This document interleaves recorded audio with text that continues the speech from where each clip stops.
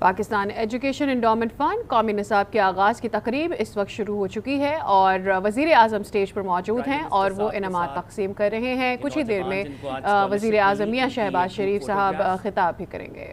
ہمیں یقین ہے رواں سال فنڈ سے 12,000 باصلاحیت جو طلباء طالبات ہیں انہیں استفادہ حاصل ہو سکے گا۔ صاحب نے ان میں کانفیڈنس کو ریپوز کیا ہے، یہ پے بیک کریں گے انشاءاللہ ملک و قوم کی ترقی اور استحکام کے لیے انشاءاللہ۔ جو سکلز یہ سیکھیں گے ان کو اپنے اپنے شعبہ زندگی کے اندر یہ امپلیمنٹ کریں گے، یہ برائٹ فیوچر ہے پاکستان کا۔ خواتین و حضرات, without any further ado, may I request Prime Minister of the Islamic Republic of Pakistan to address the August House.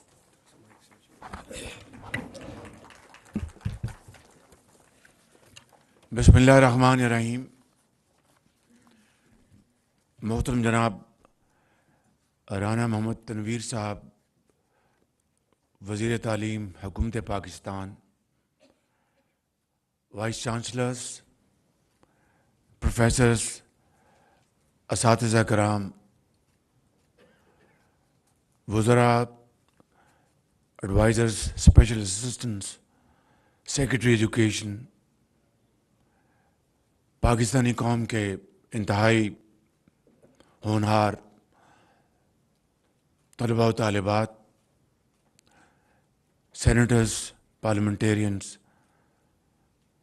اور ان قوم کے عظیم بیٹوں اور بیٹوں کے والدین، خواتین و حضرات، السلام علیکم۔ آج میرے لیے ایک انتہائی اطمینان کا دن ہے کہ اللہ تعالیٰ کے فضل و کرم سے وہ شعبہ جس کے ذریعے دنیا میں رینگتی ہوئی قومیں اوج ثریہ پر پہنچیں، اسی شعبے کو آگے بڑھانے کے لیے آج مجھے یہاں پر آنے کا موقع ملا ہے، اور بغیر کسی خود نمائی کے میں یہ کہنا چاہتا ہوں کہ میں نے اس سفر کا آغاز 2008 میں پنجاب سے شروع کیا، جب میں غریب الوطنی کے دن گزار رہا تھا تو ایک دن لندن میں میری ملاقات ڈاکٹر امجد ثاقب سے ہوئی۔ یہ 2003-04 کی بات ہے، جب ایک موذی بیماری سے اللہ تعالیٰ نے مجھے نجات دلائی، اس کا جتنا بھی شکر ادا کروں کم ہے۔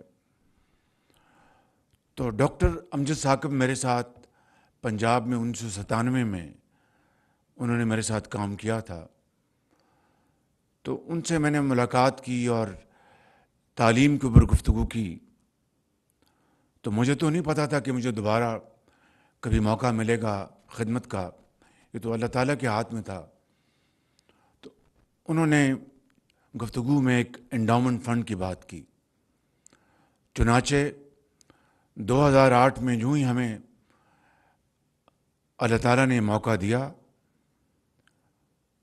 تو میرے لیڈر نواز شریف کی لیڈرشپ میں پنجاب ایجوکیشن انڈاؤمنٹ فنڈ کا قیام عمل میں لایا گیا پہلے سال میں، اور 2 ارب اس زمانے میں انڈاؤمنٹ فنڈ کے لیے مختص کیے گئے، جو کہ 22 ارب روپے بن گئے، اور 22 ارب روپے کی جو آمدن تھی اس سے کوئی 4,50,000 بچوں اور بچیوں کو تعلیمی وظائف دیے گئے۔ اور میں جانتا ہوں اس زمانے میں غریب ترین گھرانوں سے ان کا تعلق تھا، لیکن وہ انتہائی ذہین، انتہائی قابل اور محنتی وہ بچے تھے۔ آج اللہ تعالیٰ کے فضل و کرم سے ان میں سے ہزاروں ڈاکٹرز بنے، ہزاروں انجینئرز بنے، اور وہ عظیم قوم کے معمار بن چکے ہیں۔ اس سے بڑی نعمت اور اس سے بڑی خدمت قوم کی کوئی اور ہو نہیں سکتی۔ میں نے اس زمانے میں मेरी ख्वाहिश थी कि मैं 2 अरब का जो सालाना जो एंडाउमेंट जो फंड है जो जाता था वहाँ पे इसके अकाउंट में, ताकि उसकी सालाना आमदन से बच्चों के वज़ाइफ उनको दिए जाएं। मैंने बड़ी कोशिश की कि मैं उसको 2 अरब से बढ़ाकर 5 अरब कर दूं सालाना या उससे ज़्यादा। मेरे जो रफ़ाक़ा थे सियासी वो भी इससे मुतफ़िक़ थे, और जो सरकारी अफसरान वो भी उससे मुकम्मल तौर पर मुतफ़िक़ थे। लेकिन कुछ ऐसे हालात बनते थे या बनाए जाते थे कि तालीम के इस एंडाउमेंट फ़ंड को मैं बढ़ाने में हर साल कोशिश करता था, लेकिन कुछ एफ़र्ट अधूरी रह जाती थी। मैं आपको आज आपकी खिदमत में अर्ज़ करना चाहता हूँ कि ये सफ़र ता क़यामत अधूरा रहेगा अगर हमने मुमकिन हद तक जो अपने माली वसाइल हैं वो इन कौम के करोड़ों बच्चों और बच्चियों की खिदमत में निछावर न किए कदमों में, ये सफ़र अधूरा रहेगा। आज 14 अरब रुपए का जो जो अब माली साल शुरू हुआ है उसमें 14 अरब रुपए दिखाए गए, जो कि अगले 4 सालों में ये एंडाउमेंट फंड में जाएंगे। ये आटे में नमक के बराबर है। चूँकि हमारे माली वसाइल और माली मुश्किलात इतनी ज़्यादा हैं, हम सिर्फ इस साल जिस तरह बताया कि 3 अरब रुपए, और 3 अरब रुपए इस साल एंडाउमेंट फ़ंड में नहीं जा रहे, इसलिए कि अगर मैं उसको एंडाउमेंट फ़ंड में डालता तो फिर उसकी आमदन तो साल बाद होनी थी, या मैं बैंक को कहता कि मुझे एडवांस इनकम दे दें और मैं इन बच्चों को वज़ाइफ मैं उनके खिदमत में पेश करता। तो 2 तरीके थे, वो एडवांस देते तो वो ज़ाहिर है कि वो लोन होता, वो उसकी आमदन जो थी उससे वो कटौती होती। मैं उस तफसील में नहीं जाना चाहता। हमने फ़ैसला किया कि इस साल के ये 3 अरब रुपया जो मुख्तस है, ये सारे के सारा हम पाकिस्तान भर के इन अजीम बच्चों और बच्चियों के वज़ाइफ उनके हवाले करें, ताकि वो तालीम की ज़ेवर से आरास्ता पैरास्ता हों और पाकिस्तान के अजीम मेमार बनें, पाकिस्तान की शक्ल बदलें, खुशहाली और तरक्की का इनकलाब लेके आएँ। मगर मेरी दुआ है कि इलेक्शन के बाद जो भी हुकूमत आए वो 14 अरब नहीं, मैं चाहूँगा कि अगले 10 सालों में वो 140 अरब रुपए मुख्तस हों, जो कि हम अपने बच्चों और बच्चियों के लिए हम उनके हवाले करें। कोई डॉक्टर बने, कोई इंजीनियर बने, कोई ज़राअत में एक्सपर्ट बने। यही तरीका है, यही वतीरा है। आप देखें खलीज में चले जाएं, जहाँ पर सहरा थे, आज वहाँ पर आपको एक ऐसा निज़ाम नज़र आता है कि अक्ल दंग रह जाती है। ये ठीक है कि अल्लाह ताला ने उनको तेल की दौलत से माला माल किया है, लेकिन हमें अल्लाह ताला ने उससे ज़्यादा हमें दौलत दी है। ज़रख़ेज़ ज़मीन दी है, पहाड़ दिए हैं, पानी है, मादनी वसाइल अल्लाह ताला ने अता किए हैं। आप जैसे यहाँ पर ख़वातीन भी इस कौम की तशरीफ़ फरमा हैं, यहाँ पर मर्द भी हैं, टीचर्स भी हैं, पॉलिटिशियंस भी हैं, एक्सपर्ट्स भी हैं, बड़े बड़े अजहान बैठे हैं यहाँ पर, और जो कि इस मुल्क के अंदर एक इनकलाब ला सकते हैं, बशर्ते कि हम एक रास्ता अपनाएं और उसके ऊपर हम कारबंद हो जाएं और शबाना रोज़ उसके ऊपर हम मेहनत करें। तो मैं समझता हूँ कि ये मुश्किलात का सफ़र बहुत जल्द कट जाएगा। ये जो prime minister Pakistan fund for education जो है, मैं इस नाम से इत्तेफाक नहीं करता। मैंने अभी राना साहब की खिदमत में गुजारिश की है कि अगर पंजाब में था पंजाब एजुकेशन एंडाउमेंट फ़ंड, आज इसको पाकिस्तान एजुकेशन एंडाउमेंट फ़ंड बनाना चाहिए हमें, ताकि पूरे पाकिस्तान का इसके ऊपर हक है।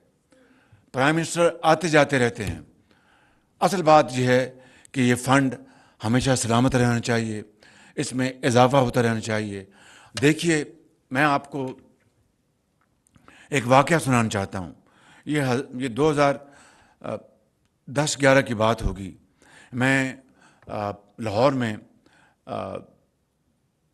अलहमरा हॉल था या इकबाल एकेडमी थी, मुझे अब याद नहीं, وہاں پر ہم یہ بچوں اور بچیوں کو وظائف دے رہے تھے. تو ایک بیٹی آئی تو میں نے ان سے پوچھا بیٹی آپ کا تعلق کہاں سے ہے؟ تو کہنے لگی کہ میں چکوال سے میرا تعلق ہے. تو میں نے کہا کہ آپ کے والد کیا کرتے ہیں؟ ان کا کہ وہ ان کا سایہ اٹھ چکا ہے. میں نے کہا والدہ آپ کی؟ کہ وہ بھی دنیا میں نہیں ہیں. تو میں نے کہا پھر کتنے بہن بھائی ہیں؟ وہ کہنے لگی کہ بڑا اس نے ضبط سے کام لیا، اس کی آنکھوں میں آنسو تھے لیکن بڑے اس نے صبر سے کام لیا. ان کا کہ میں وزیر اعلیٰ ہم 4 بہن بھائی ہیں اور میں سب سے بڑی ہوں اور میں تعلیم حاصل کر رہی ہوں اور دوسرے میرے چھوٹے بھائی بہن وہ بھی اسکول میں جاتے ہیں. تو میں نے کہا کہ کس طرح گزر اوقات ہوتا ہے؟ کہ ہمارے چچا ہیں وہ ہمیں ہمارا خیال کرتے ہیں لیکن میں نے کہا کیا کاروبار ان کا؟ ان کا کوئی کاروبار نہیں، وہاں پر وہ گھاس پھوس کاٹتے ہیں اور بازار میں منڈی میں لا کے وہ بیچتے ہیں اور بڑی مشکل سے گزر اوقات ہوتی ہے. یہ ہے، آپ اندازہ کریں کہ حالات، یعنی کہ زندگی کتنی تنگ تھی اس خاندان کے اوپر. اور یہ ایک بچی کا یہ معاملہ نہیں ہے، اس ملک میں اس طرح کی لاکھوں بچیاں ایسی ہیں پورے پاکستان میں جن کے اوپر زندگی تنگ ہے لیکن ان کے جذبے اتنے جوان ہیں اور اتنا مصمم ارادہ ہے کہ وہ چاہتی ہیں کہ ہم تمام مشکلات کو چیرتے ہوئے ہم ڈاکٹرز بنیں، انجینئرز بنیں، اپنے خاندان کا نام روشن کریں اور پاکستان کا نام روشن کریں. میں سمجھتا ہوں کہ یہ نہ سیاست ہے نہ کوئی اور چیز ہے، یہ عبادت ہے کہ تعلیم کا فروغ.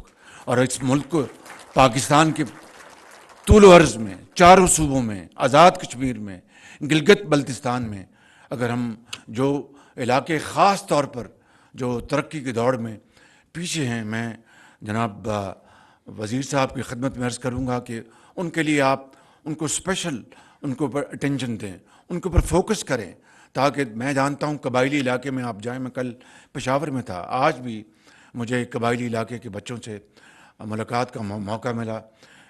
ایک نام میں نہیں لیتا، ان کے والد مزدوری کرتے ہیں اور وہ دیکھیں اپنا کتنے ایک فخر کے ساتھ اور ایک اعتماد کے ساتھ یہاں وہ بچہ کھڑا تھا اور تعلیم کے حصول کے لیے وہ ہر چیز کرنے کو تیار ہے، چاہے وہ رات کو اس کو ایک لالٹین کے نیچے پڑھنا پڑے یا جس طریقے سے بھی. تو اگر حکومت وقت اور اشرافیہ اور صاحب ثروت اور وہ لوگ جن کو اللہ تعالیٰ نے بے پناہ نعمتوں سے مالا مال کیا ہے، اگر وہ آگے نہیں بڑھیں گے اور ان کروڑوں بچوں اور بچیوں کا ہاتھ نہیں تھامیں گے تو نہ اس دنیا میں نہ اگلے جہاں میں نہ میری معافی ہوگی نہ کسی اور کی معافی ہوگی. میں سمجھتا ہوں کہ آج یہ وقت ہے کہ ہم تعلیم کے اوپر پوری طرح ہم فوکس کریں اور تعلیم جو ہے وہ جو کہ بامانی ہو، جس کی ریلیونس ہو آج کے زمانے میں، اور وہ ایک ٹیکنیکل ایجوکیشن ہے. آج تعلیم کے شعبے اتنے ترقی کر گئے ہیں کہ ذہن میں اس کو پوری طرح اس کی تصویر کشی ممکن نہیں ہے. آج انفارمیشن ٹیکنالوجی ہے، آج آرٹیفیشل انفارمیشن ہے، آج جدید لوازمات ہیں، چاہے وہ زراعت لے لیں، چاہے وہ میڈیکل سائنس لے لیں، چاہے وہ کیمسٹری لے لیں، فزکس لے لیں. حتیٰ کہ آج زراعت جو ہے وہ جو ہوا میں جو آج کل بڑے ماڈرن گیجٹریز ہیں ان کے ذریعے وہ زراعت ان کو نیچے سے وہ باقاعدہ تصویر کشی کرتے ہیں اور بتاتے ہیں کہ یہ جگہ ہے جہاں پر بیماری پھیل رہی ہے، اور صرف اسی جگہ کے اوپر وہ سپرے ہوتا ہے. وگرنہ جب یہ آلات نہیں تھے تو وہ سپرے کی قیمت بھی مہنگی اور پورے علاقے میں جو تندرست جو پودے ہیں ان کو بھی تباہ کر دیتے تھے. اسی طریقے سے آج کی جدید زراعت کے آلات بتاتے ہیں کہ فلاں جگہ پانی کی کمی ہے، وہاں پر وہ باقاعدہ میجرڈ وہاں پر پانی وہاں پر دیتے ہیں. تو اس طرح قومیں ترقی کرتی ہیں اور یہی اصول جو ہے وہ زندگی کے ہر شعبے میں یہ عمل پیرا ہے. میں سمجھتا ہوں کہ آج کی اس محفل کے حوالے سے میں یہ آپ کو یقین دلاتا ہوں ہماری حکومت کی مدت 14 اگست کو ختم ہو جائے گی. اس کے بعد جب بھی الیکشن اکتوبر میں نومبر میں جب بھی ہوتے ہیں، الیکشن کمیشن نے اس کا اعلان کرنا ہے. میری دعا ہے اور مجھے یقین آپ سب کی دعا ہے کہ جو بھی حکومت آئے عوام کے ووٹوں سے وہ تعلیم کو نمبر 1 پرائیورٹی دے کہ اس کے بغیر اندھیرے رہیں گے, اس کے بغیر ملک آگے نہیں چلے گا. میں اس کے علاوہ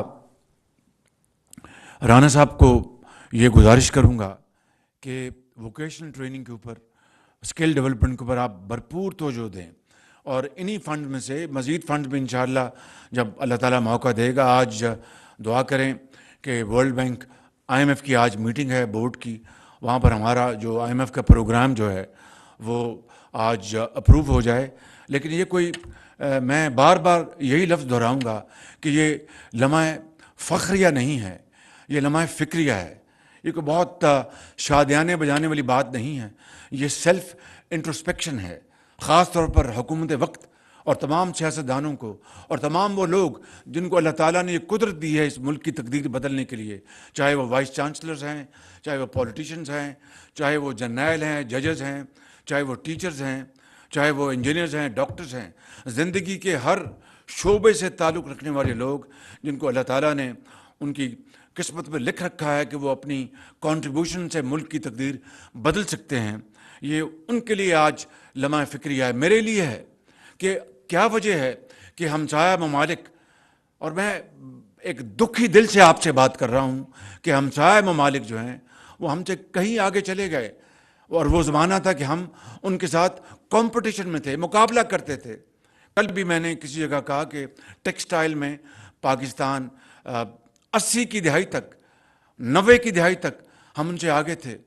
90 کی دہائی میں ہماری جو ہمارا روپیہ ہے اس کی قدر ان سے زیادہ تھی.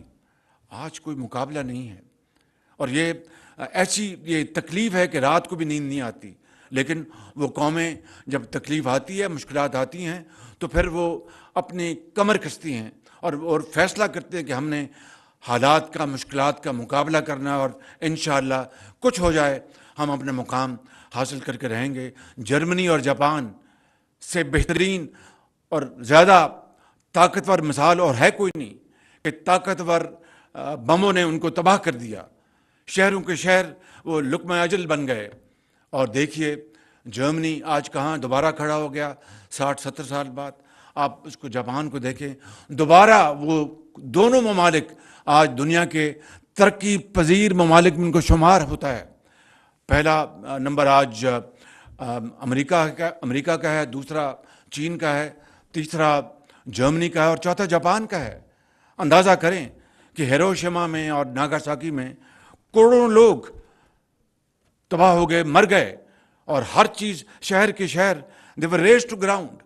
اور کس طرح وہ دوبارہ انہوں نے فیصلہ کیا کہ نہیں, ہم نے جینا ہے, مرنا نہیں ہے. یہ وہ مثالیں ہیں میں سمجھتا ہوں کہ ہمیں حوصلہ دیتی ہیں, اور انشاءاللہ مجھے اس میں کوئی کہنے میں باک نہیں کہ انشاءاللہ اس قوم میں بڑی توانائی ہے, بڑی ہمت ہے, خدا کی قسم. اور انشاءاللہ مجھے پورا یقین ہے کہ ہم فیصلہ کر لیں, ایک ہو جائیں, اکٹھے ہو جائیں, ایک زبان سے بات کریں, تو پھر انشاءاللہ وہ وقت آئے گا کہ آج جگہ جگہ ہم جا کے پاکستان کو ڈیفالٹ سے بچانے کے لیے ادھار مانگ رہے ہیں, IMF کی منتیں کر رہے ہیں. یہ زندگی بسر کرنے کا یہ طریقہ نہیں ہے. زندہ قومی تو وہ اقبال کا وہ کیا شعر ہے کہ خودی کو کر بلند اتنا, خودی کو کر بلند اتنا کہ ہر تقدیر سے پہلے, خودی کو کر بلند اتنا کہ ہر تقدیر سے پہلے خدا بندے سے خود پوچھے بتا تیری رضا کیا ہے. لیکن میرے عظیم بزرگوں اور بہنوں, یہ خودی, یہ گردن میں سریے والی خودی نہیں ہے. یہ خودی محنت کی ہے, یہ اظہار کی ہے, یہ قربانی کی ہے, یہ ہمت کی ہے, یہ دیانت کی ہے خودی ہے. اور یہ وہ ایک عظیم یہ نقطہ ہے جو حضرت علامہ اقبال نے ہمیں بتایا. اس طرح کے بے شمار انہوں نے جو اشعار کہے ہیں, جیسے کہ خون جو ہے وہ دوڑنا شروع ہو جاتا ہے بڑی تیزی کے ساتھ, کہ کس طرح جو آزادی جو ہے وہ اصل آزادی وہی ہے جو معاشی آزادی ہے. تو میں آپ کا زیادہ وقت نہیں لوں گا. آپ خود ماشاءاللہ بڑے بڑے اپنے تائیں آپ پروفیسرز ہیں, وائس چانسلرز ہیں, ٹیچرز ہیں, بہت انتہائی لائق احترام. میں آپ کی خدمت میں صرف یہی عرض کروں گا کہ حکومت کا فرض ہے کہ ہم ہر طریقے سے ہم اس قوم کے عظیم بچوں اور بچیوں کے لیے جو کچھ بھی ہم کر سکتے ہیں ہم کریں. تو لہٰذا یہ 14 ارب روپے کا بالکل ہم نے تخمینہ یہی بنایا ہے. خدا کرے اور اللہ تعالیٰ کرے کہ ہمارے پاس اتنے وسائل موجود ہوں کہ ہم ان 14 ارب کو ہم اگر 1400 ارب نہیں تو 140 ارب ہم کر دیں, تاکہ جس سے کہ اس ملک کے طول و عرض میں تعلیم کی جو نور ہے وہ پھیل جائے اور پاکستان اپنا کھویا ہوا مقام دنیا میں حاصل کر سکے. مشکل ہے, ناممکن نہیں. اور چین کی مثال ہمارے سامنے ہے. 49 میں چین نے آزادی ان کو ملی, ہم 47 میں ہم نے آزادی کی آنکھ کھولی ہم نے, اور چین کے مقابلے میں 70 میں پاکستان کا جو پر کیپٹا انکم تھا ان سے زیادہ تھا, جی ڈی پی ہماری ان سے زیادہ تھی. آج چین کہاں اور ہم کہاں. آج چین ہمارا اللہ کا شکر ہے, لاکھ لاکھ شکر ہے کہ ہمارا بہترین دوست ہے. اس برے وقت میں جس طرح چین نے ہمارا ہاتھ تھاما, نہ میں ان کا شکریہ ادا کر سکتا ہوں, نہ آپ, نہ پوری قوم. انہوں نے ایک دوست بن کر انہوں نے یہ خطرہ ان کو محسوس ہو گیا تھا کہ پاکستان بہت مشکلات میں اور ان کو بہت تنگی ہے. انہوں نے ہمیں پچھلے 3 مہینے میں انہوں نے $5 ارب انہوں نے ہمیں واپس کیا. اسی طریقے سے آپ نے دیکھا کہ سعودی عرب نے کل خزانے میں 2 ارب جمع کروایا. $1 ارب انشاءاللہ یو اے ای سے ایک آدھ دن میں پہنچ جائے گا. ہم ان کے بے پناہ شکر گزار ہیں, اور میں ان کا شکریہ نہیں ادا کر سکتا اگر چاہوں بھی, کیونکہ انہوں نے پاکستانی قوم کے لیے جو محبت اور جو عقیدت دکھائی ہے وہ بے مثال ہے. لیکن میرے بزرگوں اور میرے بہنوں, یہ زندگی بسر کرنے کا طریقہ نہیں. ہمیں اس کو بدلنا ہوگا, اور اسی طریقے سے بدل سکتے ہیں. راستہ یہی ہے تعلیم کا, جس میں زراعت بھی ہے, جس میں سائنس بھی ہے, جس میں ڈیولپمنٹ بھی ہے, ریسرچ بھی ہے, معدنیات. اب معدنیات کے اوپر میں آپ بات کروں تو بات بہت لمبی ہو جائے گی, بہت دور تلک چلی جائے گی. لیکن صرف اختصار کے ساتھ کہنا چاہتا ہوں کہ اربوں ڈالر کے معدنیات یہاں پر مدفن ہیں پاکستان میں, مگر بجائے کہ ہم ایکسپورٹ کر کے اور پاکستان کے طول و عرض میں خوشحالی کا پیغام لاتے, ہم نے اربوں روپے جو قانونی فیسیں بھری ہیں. ہمارے خلاف جو مقدمے ہوئے باہر یورپ میں یا دوسری ممالک میں, ہم نے اربوں روپے قانونی فیسیں بھری ہیں. یہ غریب ملک, قرضوں پر جینے والا, ایک دھیلے کی ہم نے ابھی اس میں سے منافع کے طور پر کوئی چیز نہیں کمائی. تو قومیں کبھی اس طرح رہتی ہیں. جاپان وہ ملک ہے جو ہر چیز امپورٹ کرتا ہے دنیا میں, کوئی خام مال نہیں وہاں پر. جنوبی کوریا ہر چیز امپورٹ کرتا ہے, کوئی خام مال نہیں. لیکن وہ اپنے ذہنوں سے, اپنے نالج سے, اپنی ٹیکنیکل ایکسپرٹیز سے, تجربے سے وہ اس خام مال کو وہ کنورٹ کرتے ہیں فنش پروڈکٹس میں, اور اربوں ڈالر کی وہ ایکسپورٹ کرتے ہیں. ٹریلینز کی ان کی ایکسپورٹس ہے. یہ مثالیں ہمارے سامنے ہیں. لیکن 75 سال ہم مثالیں دیتے آئے, تقریریں کرتے آئے, مرثیے پڑھتے آئے, اشعار پڑھتے آئے, بڑی گرجدار آواز میں. ایک چیز کا فقدان رہا, وہ ہے عمل کا. نہ یہ نوری ہے نہ ناری ہے, عمل. اور عمل کے اوپر ہم آج کاربند ہو جائیں, فیصلہ کر لیں, تو ہماری زندگی بدل جائے گی. یہ آنے والی نسلیں ہمیں دعائیں دیں گی, وگرنہ یہ ہمیں بد دعائیں دیں گی.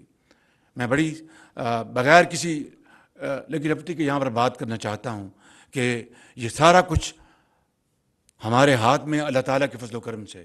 ہم اگر تقدیر کو ہم نے بدلنا ہے, خوشحالی کی طرف جانا ہے, تو کوئی رکاوٹ رہ نہیں سکتی. اور اگر اسی طرح مجبوری کی حالت میں ہمیں رہنا ہے اور مانگتے رہنا ہے, تو یہ بھی ہمارا اپنا فیصلہ ہے, کسی اور کا فیصلہ نہیں ہے. آئیے آج اس عظیم محفل کی حوالے سے ہم یہ فیصلہ کریں اور یہ عہد کریں کہ ہم تعلیم کے شعبے کو ہم اتنی اس کو عروج دیں گے, فروغ دیں گے, تمام وسائل ہم نشاور کریں گے اور پاکستان کو عظیم بنائیں گے. میں آخر میں جناب وزیر تعلیم کا اور ان کے تمام ساتھیوں کا, ہماری جو پارلیمنٹیرینز ہیں وہ اس بارے میں بڑی کمٹمنٹ سے کام کر رہے ہیں, اور تمام ہمارے جو سرکاری افسران ہیں, سیکرٹری ایجوکیشن اور دوسرے جو یہاں پر ہمارے انتہائی قابل احترام ٹیچرز بیٹھے ہیں، پروفیسرز، میں آپ سب کا شکریہ ادا کرتا ہوں، اور اللہ تعالیٰ سے دعا ہے کہ انشاءاللہ ہم اس سفر پر چل پڑیں جس کی یہ قوم دہائیوں سے جس کی منتظر ہے۔ میرے ساتھ نعرہ لگائیں، پاکستان! آواز نہیں ہے، پاکستان! قائد اعظم! بہت شکریہ آپ کا۔ پاکستان ایجوکیشن وزیر اعظم شہباز شریف پاکستان ایجوکیشن انڈومنٹ فنڈ اور قومی نصاب کے آغاز کی تقریب سے خطاب کر رہے تھے۔ اس موقع پر ان کا یہ کہنا تھا کہ IMF ہمارے لیے لمحہ فکریہ ہے۔ انہوں نے کہا کہ معاہدہ شادیانہ بجانے کی بات نہیں ہے۔ وقت ہو گیا۔